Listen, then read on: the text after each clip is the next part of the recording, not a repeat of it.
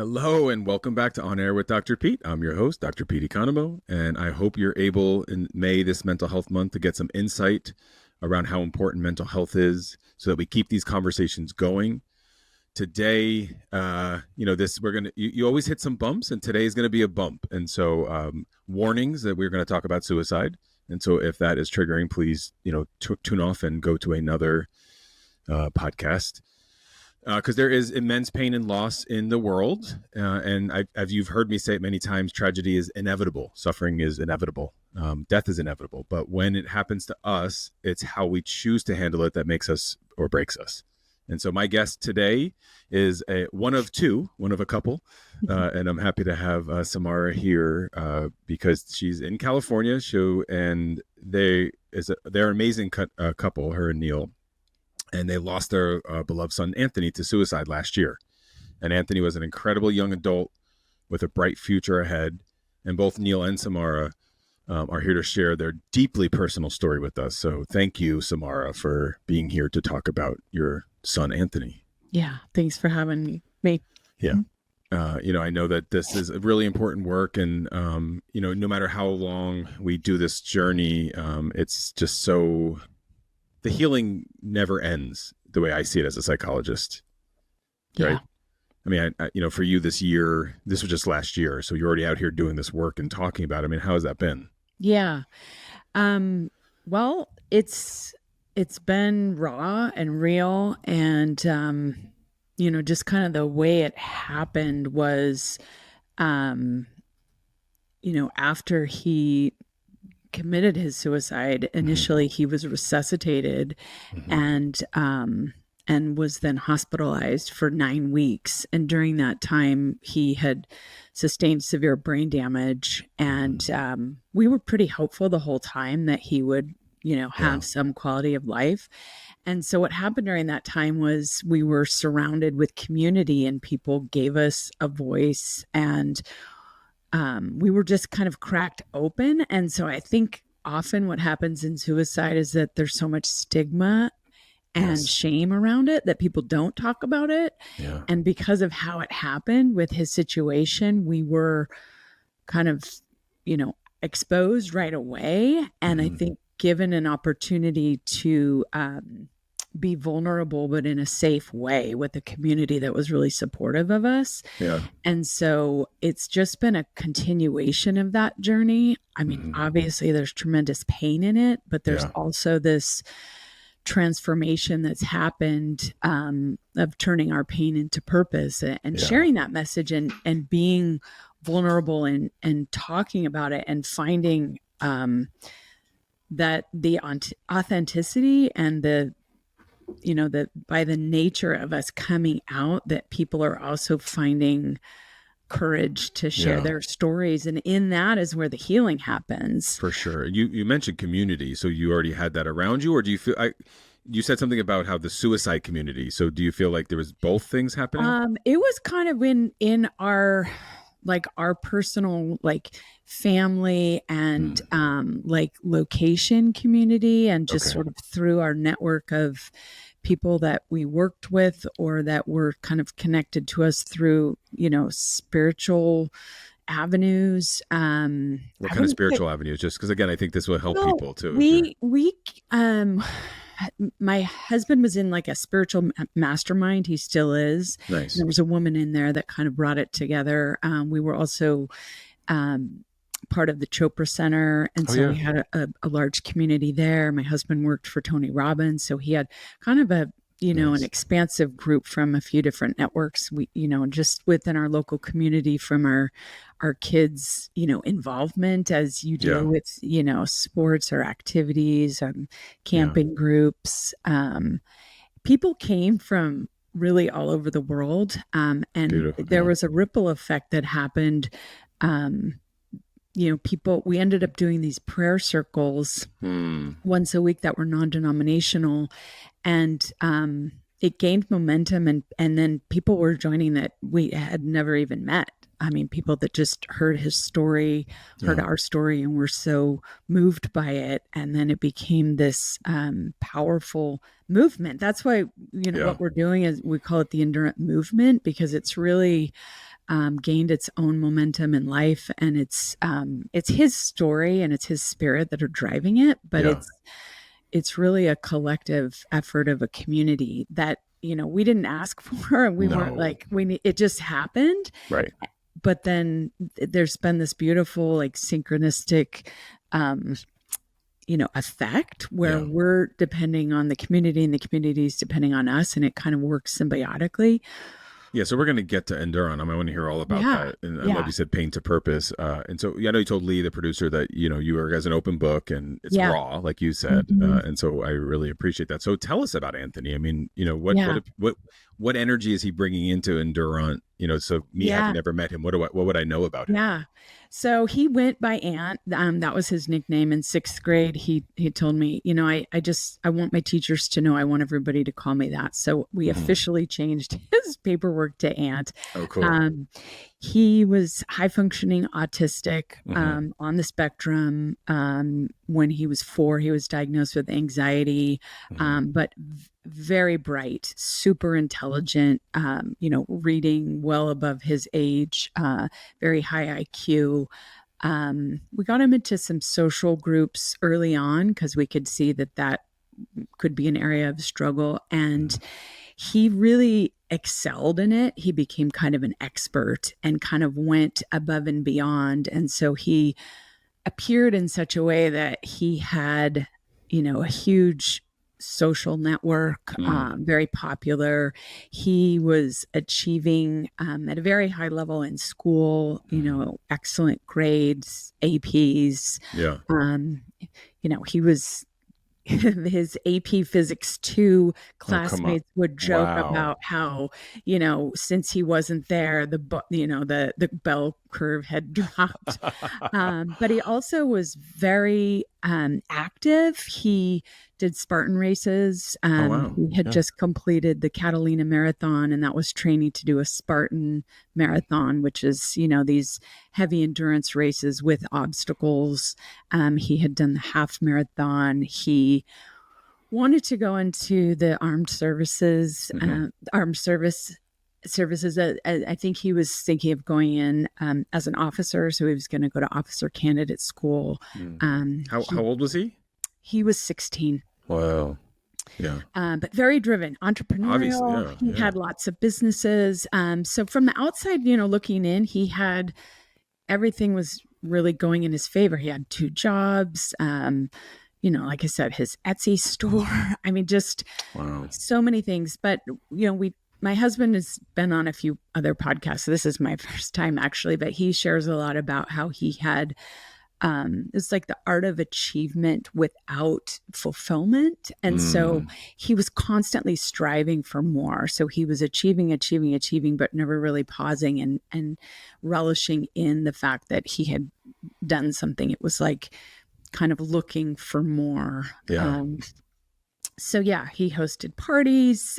He, just a brilliant, and a kind person, a very kind person. He cared a lot of people that came forth after, really shared about how they had opened up to him. So you said he was 16, and I also heard you say kids, plural. He has a sister. Yeah. Okay.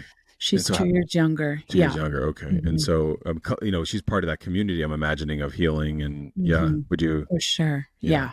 How amazing. This is your first podcast. I wouldn't have even known. So thank you for doing that. And I know, you guys are a good team, you and Neal. So, So you're batting solo for him today. Yeah. And we could say that he's just out doing a men's mental health panel. So you guys are really committing to this right now. Yeah. And that's at our daughter's high school. They have a great program. They've really been, I think it's great for him because a lot of men, I think in particular, aren't willing to show their vulnerability. And he is, emotionally intelligent and he's... Well, in many ways, it sounds like Ant was too. Ant was, yeah. I mean, there's a mysterious part of all of this, there was no note, there was no clear indication. No signs. I mean, I know you and I, before we got on, do you Yeah, think there were signs, or looking it's back? tough. I mean, he was sad that night. Mhm. We had a lot of, open door, I'm here for you if you want to talk, what's going on, and is it friends, is it work, is it, Mhm. it's the middle of the AP season or coming up to it, and the Yeah. testing, just a lot of pressure, a lot of academic pressure, I think Mm. sleep deprivation. Mm. But really, it's tough, in Yeah. retrospect, maybe some signs seasonally. He had some episodes in the 2 years prior Mhm. where now I can see some seasonal pattern. Yeah. Um, but the traditional ones that, I've seen in the mental health first aid, things Yeah. like that, I mean, Not there. no, And I think for other people listening that you're helping, they're not always. Hindsight's 2020. absolutely. And the problem is when you look back, you're like, that could have been a sign. That how many 16-year-olds go to bed sad on a given day? Right. So, and again, I think that sometimes parents think that is, they take some responsibility, as if Hmm. there was something that they could have or should have done. Yeah, you I've know definitely worked on that a of lot course. this Yeah. past year. And Good. yeah, I mean, he said he wanted to get some fresh air and he went out for a walk. And to Okay. me, that's a healthy coping mechanism. Absolutely. That's a Yeah. super healthy thing to do. I Yeah. mean, had I known he would be hanging himself down the street, I would Yeah. have blocked him. Right. But that wasn't an obvious sign. And 5 minutes prior, I had said, "Oh, can you bring the garbage cans in?" And he Yeah. said, "Sure, no problem." It Yeah. wasn't like Yeah. From super a clear. mental health perspective, I mean, it's one of the most mysterious behaviors, Hmm. and so I think for parents, and I, before we got on, I was telling you that Yeah. unfortunately I've had to treat people and parents like yourself who have gone through this, and Hmm. it does leave more questions than answers. And Yeah. our brain doesn't like that. Our brain Hmm. really wants answers. It's Hmm. what we're circuited to do. So, um, one of the things that we were curious about is like thinking about, do you think that there's lack of support for 16-year-olds with autism? Do you think that was part of this at all? I think there's a disconnect in the mental health and autism worlds. Yeah. And so, for example, when the year prior he had asked for help, Mm-hmm. and we had fought really hard to get him, he was thinking he could go somewhere and kind Yeah. of get like, Like go away somewhere, or yeah, exactly. And yeah. so we fought to get him support into a By the way, what I just want to pause you for, like, you yeah. fought to get, that right there is the problem. Hmm. You Yeah. know, what was, yeah, Yeah, he was convinced that he needed to go somewhere. And first I yeah, was kind of like, is this drug like rehab? Like, what do you right, mean go somewhere? And he right, was like, no, I'm feeling suicidal. I need help. I need to go somewhere. He yeah, wanted like a, geographical, like I need to go somewhere, set yeah, aside some time. Um, mm, and the people from the county that came out and the therapists that we sure, engaged, he didn't articulate a plan, and so they were like, well, we don't really know what to do. And sure, then he was still persistent. No, I need to go somewhere. And I said, well, mm, I'm not really sure what to do, so I'm calling around these places. And hmm. does he have a plan? No. And so then They won't take it finally, probably then, well, they wouldn't. And then right? finally they said, okay, well, we'll agree to meet with him, because I kept calling and, Yeah, pushing. And so on the way there, he said to me, I know what I need to say. I know what I need to do. And so they uh, asked me to leave the room, and then they came out and they said, okay, your son has articulated a plan. So, I mean, yeah, they essentially forced him to articulate a plan so that he could get some support. yeah, And unfortunately, when he was at the behavioral hospital, mm, he, was given a lot of ideas from other kids. He immediately, yeah, they medicated him. They had one psychiatrist for, you know, a lot. I don't know exactly how many people were there, but a lot, a lot. yeah, And he quickly was, please get me out of here. They don't know what they're doing. This is not helping. mm, And just the system had a breakdown. They didn't know how to handle someone, at his level of IQ, at his level yeah, of understanding. Of course, he had taken AP psychology. So yeah, he knew all these things about, yeah, motivation and yeah, how they were handling him. And unfortunately they didn't have a bed, so they put him in, isolation. He was in like a padded room. I mean, it was horrible. Yeah. And, he came out then, with fresh air, and he was like, and I'm thinking, he's not having fresh air there. Like, what is wrong? So there's a breakdown in the system there. So we're definitely seeing an opportunity for an awareness there, but also on the flip side, in the autism treatment that he had and the therapy that he started when he was 7, no one ever said at any point, and I'm not blaming anyone, we're not saying this is their fault, but it kind of would have been nice to have some indication. No one ever said there's a correlation or a higher tendency of someone on the autism spectrum to have suicidal thoughts. Yeah, totally. And so just to know, maybe, and help educate in that community with the therapists that are working with the families and working with the kids. And it's interesting, as we've been flooded with, contacts and people, it's kind of that elephant in the room. Yeah. And I think because there are, medical facilities that maybe know, but they don't have the voice, and people aren't going to listen as much. And so I think that's where like our role is to kind of be advocates for that message, because we do have a story to tell, and it is very real. And unfortunately, it's come at a great cost. And at the same time, he wanted he would have been a senior this year. He died in his junior year, and he wanted his senior passion project to be suicide prevention and suicide awareness. Yeah. And he cared about it because he struggled with it, and he wanted to help others. And so we feel like this is his mission. Well, that's why you said working through you in this EndurANT, which we're going to get to in a moment, because I just wanted just to shout out, I think, for parents that also have the same. I know that there are thousands of other parents listening saying, Samara, I get that. I went through the same thing. And you're in California, right? Yeah. We're in New Jersey. In New Jersey, we have the highest rates of autism throughout the country. And at Rutgers, where I'm a professor, we have the first and only adult residential autism facility. Amazing. Which is wild that doesn't exist, right? Because this is a need. And it's also scary today because there's misinformation about what autism is, whatever people are saying it is. And so some will say, well, why is New Jersey something in the water? No, we have good resources, so people move here.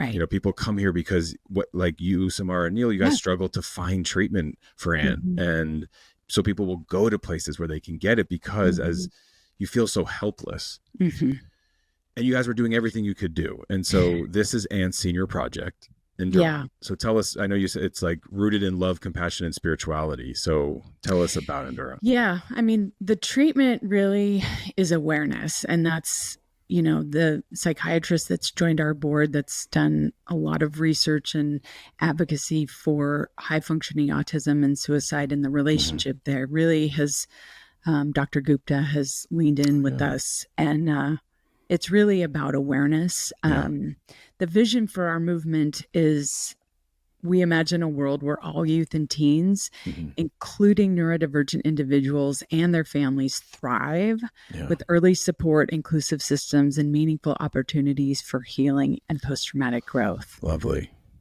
That is so, you just mentioned neurodivergence. And I think I just want other listeners to realize, I actually just finished my end of the year lunch with my whole treatment team. So I had about 20 people in my house, all psychologists that work with a variety of mental health stuff. And it's really important that we stay well. That's something I really advocate for. And I want you and Neal to do that too. And I know EndurANT does that. Yes. And so that was one of the things we talked about, because our psychiatrist on our team, her son is, or she was mentioning about somebody close to her through her son that's neurodivergent. And I said, hey, Dr. Graber, did you learn neurodivergence in med school? And she's like, no. And I didn't either. And so that was what was so interesting, is that, it's a terminology that's like misunderstood. Yes. And I think that it's really important that people just recognize, neurodivergence is been around forever. And many of us are neurodivergent in a variety of ways. Yeah. Yeah.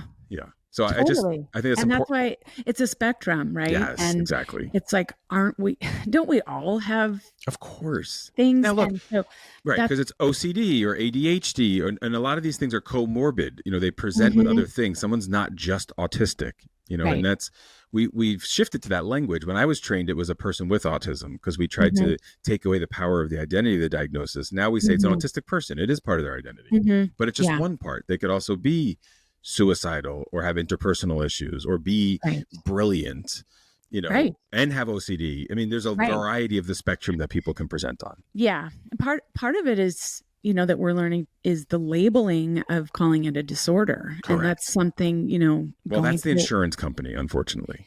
Right. But for him, going through his journals, that Mm. was part of his Oh, identity. And tell then me more about that. So did well, and yeah, I mean, I'm going through his writings and his things, and it's like challenges I have to overcome. One, autism spectrum disorder. It's like, fuck. so he was really Sorry. no, please no.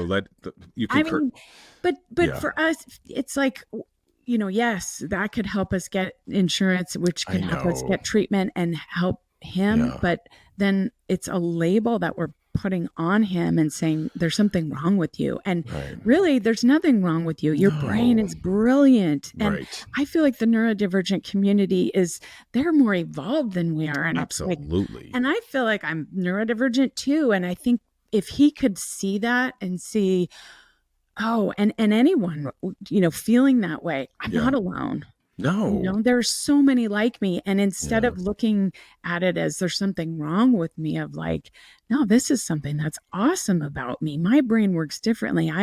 Absolutely. If I have ADHD, well, my brain's just working faster than yours. That's right. Okay. Well, great. I mean, Yeah. you have brown eyes, I have blue eyes. Awesome. Yeah. We're different. Okay, Yeah. great. But yet there are others like me. I'm not alone. Right. I think that he felt that he had to hide it. He was masking, he was camouflaging. Yeah. And over time, the cognitive fatigue, I think he was exhausted For sure. mentally and physically. Yeah. And I think you look at mental health and physical health. I mean, they're two aspects of overall health of an individual. Yeah. And I know, May Mental Health Awareness Month, it's really looking at both sides of that. And, Right. people are becoming more comfortable talking about mental health, but Oh, we're absolutely. so comfortable talking about, oh, I went for a run or I went to the gym. Yeah. Awesome. Well, guess what?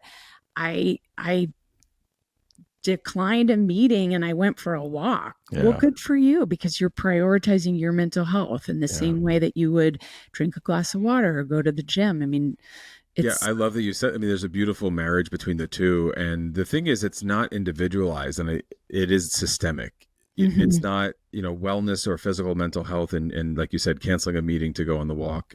These are and you beautifully articulated the systemic issue with autism, especially in youth, in that I had to quote fought to get treatment. Yeah, this is a systemic issue. This is not an ant issue. This is not a mental health or physical issue. This is like, we have to get at the core of these policies that are in place and the systems that are in place. Because you said, like, I can't tell you how many people I've worked with who go to a facility, and sometimes being there is the reason that they, either get worse or, because like you said, he didn't get fresh air for, X amount of days. Like, and when we left, they said, oh, this is your first time here. Yeah. Like suggesting you'll be back.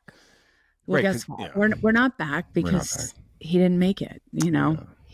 Anyway, Yeah. It's not blaming anyone. Yeah. It's just seeing there's opportunities, and there are things that we can do, yes, to change the system, but to step forth and to have courage and to share the stories and advocate and work together to make these changes. Yeah. So how has your own grief evolved? I think you've been really raw. And so we have Ant's story, we have EndurANT. You've talked about that. How has your grief evolved as a mother? I mean, there's definitely days and periods where I don't want to be here. I don't want to be in this world without him. Yeah. I don't want to keep going. Yeah. And then that passes, it's like giving it some time and some space to acknowledge those feelings, and that's real and that's valid. And accepting that I don't know that I'll ever want to be in this world without him. Right. Of course. Yeah. And so, I walk with a scar on my heart. Yeah. There's a permanent wound. And it's healing. It's healing through the work that we're doing and through spreading his message and keeping his spirit alive with me. But I don't, that's EndurANT. That's the organization. I mean, are there still I think this is my word, prayer circles, or what'd you call them that you were? Yeah. I mean, that was really the beginning of the movement. The non-denominational prayer circles where people showered us with love, whether they were, Hindu, Buddhist, Jewish, Christian, all faiths, no matter what.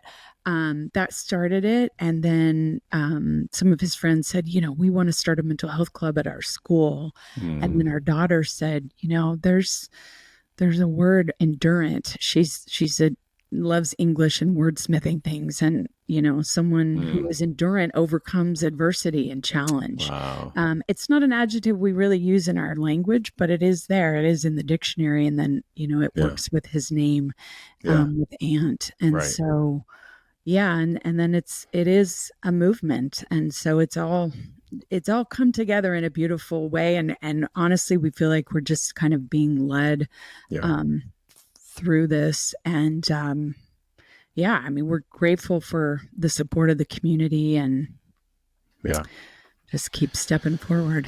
You all are very brave. I think it's a brave thing. And one of the, my 2 cents for you is we always say that you have to put your mask on first. And I think, when you do this work, it's really important. And for anyone out there doing the work, I mean, my students would hear me say that over and over again, but it is so important to put your mask on first because you're motivated. You have the passion now. EndurANT is going to live on. And it's beautiful that it's his senior year. That this is when it happened. But of course, in that was the tragedy. And like you said, it takes the pain to come to purpose.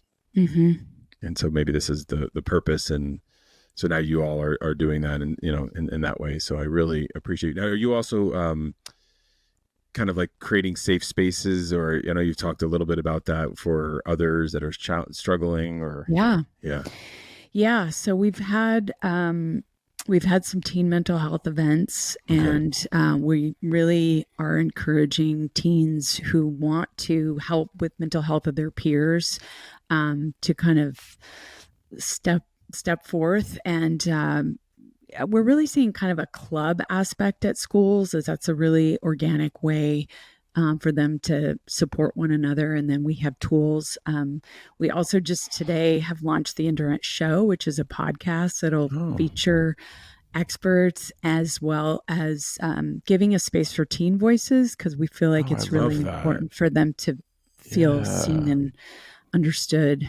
And so, and giving them a platform to because them listening to me just means nothing. I think that's really powerful. I love that you're doing it that way, because I think that's a really important way to get more connection. Absolutely. Yeah.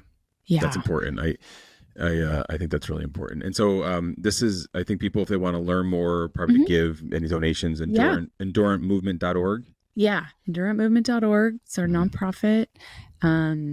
/show will get you to all the platforms we're on, all the things we're it's out there, it's happening.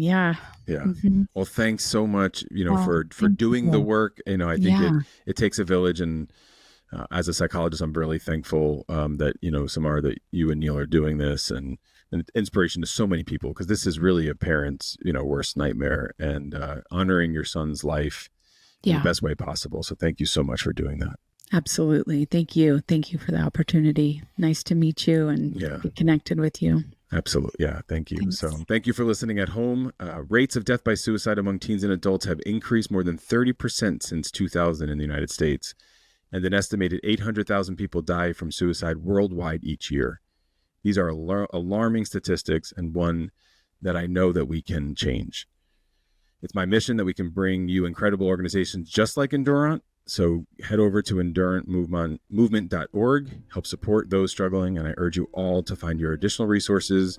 As you know, we're in our show notes if you are struggling yourself with mental health or with suicide. So please like, follow, and share. Everything's at officialdrpete.com, and we will be back next week. Until then, spread a little love and kindness and stay well.